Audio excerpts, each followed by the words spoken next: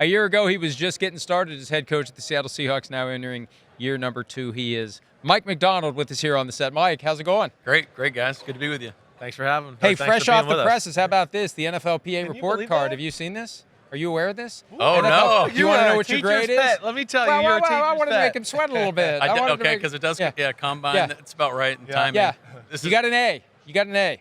an A. 100%. I got an A? You Yeah, you got an A. You specifically, head coach A. 100% of the Seahawks players feel that their head coach is efficient with their time. He is one of 6 coaches across the league to receive a perfect score. It would have been better if it was like 97%. You could find like the one guy. Yeah. But that's the problem. But you would know who it was, wouldn't you? If it was I think I'd have a pretty good 97%? idea. At least a handful of guys. That guy didn't vote. But does that feel good to know that your message went across the team the right way? I'm not gonna lie, it feels pretty good. Okay, Yeah, that's good, good, man. good, You get good. A's, you know. Or do You you have to go? get A's. Sometimes I'm like, coaches might not want that because you might be like, well, maybe I was too nice to these damn guys, and I got to drive. I might be thinking that a little bit, you know. But All right. no, that's good. What's the biggest thing you've learned in your first year as a coach? I think you come in with so many ideas of like all the stuff you've built throughout the years, and what's really important are just the pillars that we want to build on, and doubling down on those things when in times of doubt, and what the players need to hear, and building off of those things.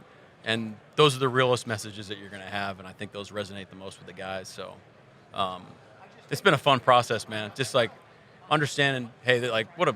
I mean, look at me. I'm sitting on here with you guys. 2 idiots like us. Yeah, I mean, What did I do? I've made it. I have made What it. contest Yeah. in hell did I win? Yeah. But just having the opportunity to lead the team and these guys and chase a championship for us has just been an awesome process. How about we got to visit with Devin Witherspoon, who I've had a man crush on since he came out of college, right? Because of the way he plays. Yeah. But he talked about your defense at the Super Bowl a little bit, and I was like, hey, it's complicated. There's rules, and I know it is. It's an awesome defense. I love watching it. How much were you able to implement during the year? How did you have to go about that, in putting in a new system? I think it's not just like a steady line. I think you're trying to constantly assess, hey, what are the guys picking up? What are we really good at? Hey, what direction we want to take it in? What are we really good at teaching? Right. So those are things that you're like just constantly thinking about all the time, and aligning our staff about how we want to coach and what's important to us is cool, because now this is our defense. Now this isn't anybody else's defense. If we have the opportunity to build it here in Seattle the way we want, it looks different than the way we did it in Baltimore, which is great. And there's a lot of things we want to improve on too. That you're thinking about. Hey, like we did some great stuff, and proud of the progress we made. But man, can't wait to get back to work and kind of build it up again. Yeah. I'm always fascinated by how coaches manage their time, because I look at the sport and I look at all the various chess matches and reviewing film and all the things you could do. I mean, you in theory could focus on your next opponent without sleeping a minute from Monday to Sunday. Yeah. How do you balance, like how much do you sleep? How long are you at work? If I did that, we'd be in trouble. I can't, I can't burn both ends of this time. At 9 o'clock, I'm like, my brain is fried. I need to go to sleep. I need to get back and have a fresh brain in the morning, preferably get a workout in and go from there. But we don't want to be a team and an operation where we're inefficient and guys are guarding their desks, things like that. We want our process to be buttoned up and guys know what we're looking for, and then get the heck out of there and be with their families and stay fresh. That's really important to us. That's why he got an A right there. Right Well, there, but stuff like you know that. what? You've mentioned 'Cause Tony they're like Dungy in the past, and Tony was that Yeah. way, and Tony's been one of your positive influences, and Yeah. and he was always very adamant about making sure guys struck that balance, because you do reach a point of diminishing returns, and you're just creating stress for your life, and it's not good work. It's work, but it's not good work. Well, if you ask Leslie Frazier, I'm not there yet. He's always telling me to get the heck out of there and be quicker with my time, and he's been awesome. But that's something we're going to be chasing this year, and orchestrating the defense and working with our defensive coaches. Also, being the head coach of the football team. That's a balance that I'm still learning on how to handle every day. Yeah, that's what I wanted. What was the biggest shock, right? Like, what was the biggest thing? Because I know you're defense, and all of a sudden now you probably got like, hey, the offensive coaches want to talk to you, or the offensive player. Like, what were some of the hardest struggles about learning to be a head coach? Well, just building a connection with each guy. Yeah. There's just so many guys, and they all have different stories and whys and motivation factors and things they want to accomplish, and what makes them tick, on the football field, and where the team needs to go. So I think your perspective of the team is just so much broader about where we need to go. I actually think it helps you handle some of those tough moments, understanding, hey, look, this is just where we're at. We want to be over here. Let's start, guiding the ship that way, rather than just being kind of in the weeds defensively where you're just all tactics all the time. So there's a lot of positives to come out of it as well. Yeah. Right. What are you most proud of that you accomplished last year? Just how we went about our business, like the principles that we're building the thing on.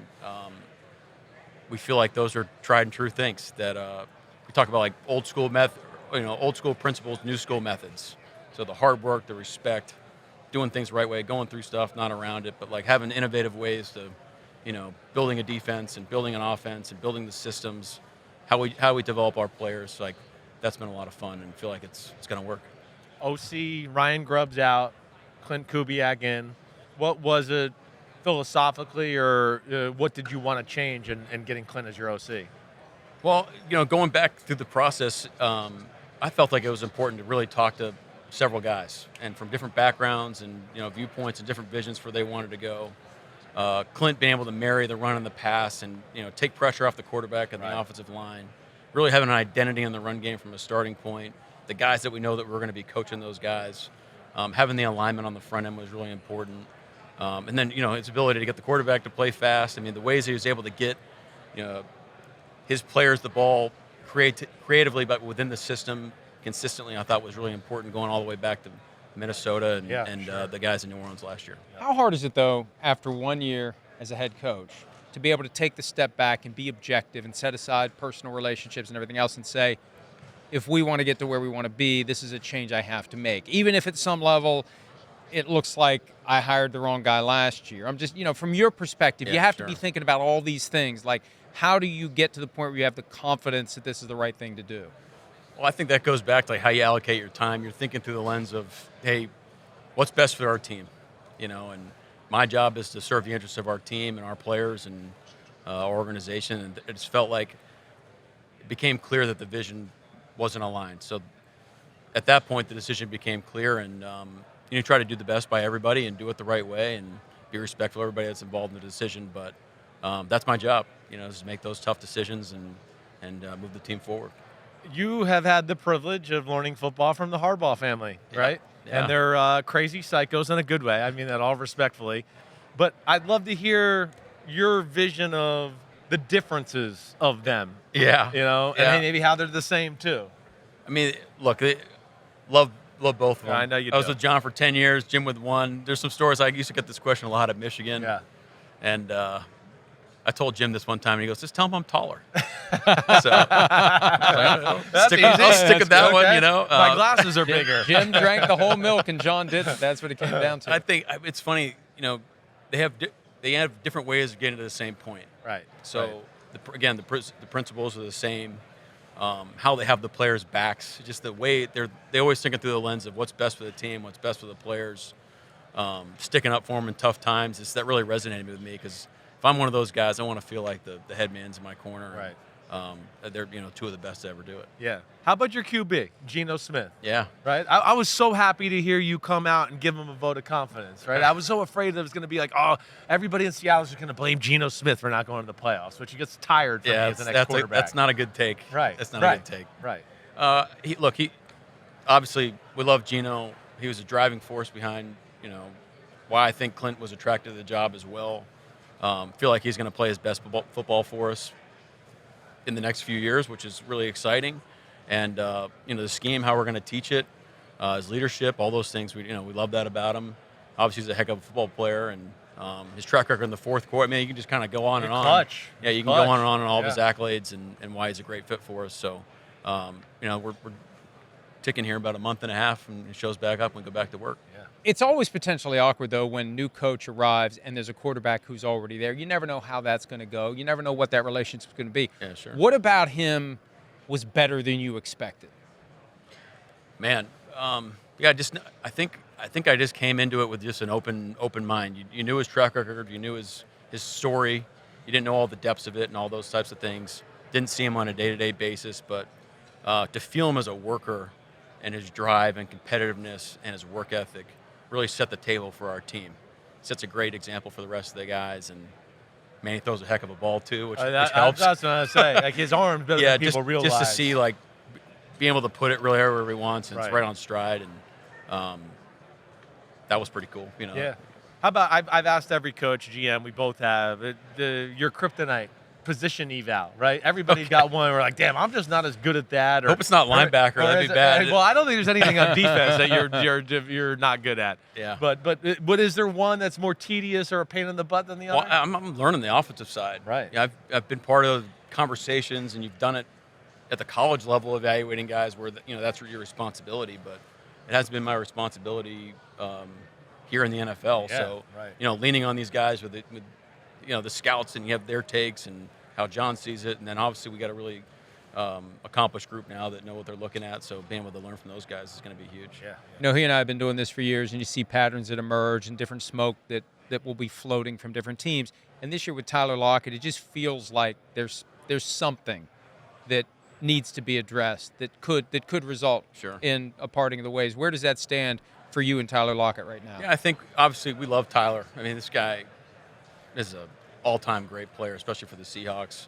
Love to have him back, but there is a process that's going on right now, so I think you're just trying to respect the process about what's at stake, and John talking to the agent and kind of feeling where we're going to go moving forward. But we love Tyler. He's one of a kind. Last thing for me, I gotta just tush push, right? Oh yeah. Do you want to change the rule, Okay, or do Dave you want said I to was going stop to get it? this one. I don't think. I think it's a good play. Right. Okay. Good. We're in the. I I'm in think that it's a boat good with play. you. So Yeah. He's teetering. I think he's No, I'm not going teetering. back there. Listen, I'm Right. just I think just because one team's proposing a change to it doesn't mean there's a groundswell. Yeah, We were yeah. talking earlier. Yeah. It's a big story this week because there's really nothing else going on, and Maybe. everybody's got an opinion on Right. the Yeah. tush push. And I know when Sean McDermott, the Bills coach, comes out and raises the safety concern, and he's one of the teams that uses it, not the same way the Eagles Yeah, do, right. but that's at least something that at least catches my eye.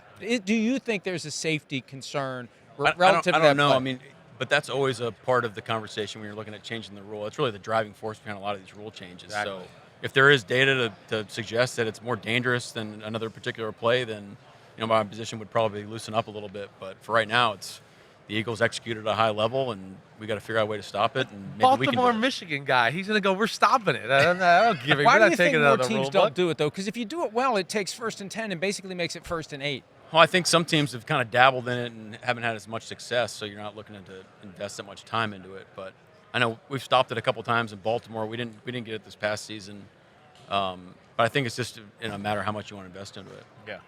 Let alone they got some killers up front. that are Yeah, the people dying involved off in the line. play Yeah, definitely right. matter too. Right. Mike Macdonald, all the best in year 2. Congratulations on a great year 1, and thanks for some of your time. Great, thanks guys. Hi, it's Mike Florio. Thanks for watching PFT on YouTube. Hit subscribe for the latest news and analysis from Pro Football Talk.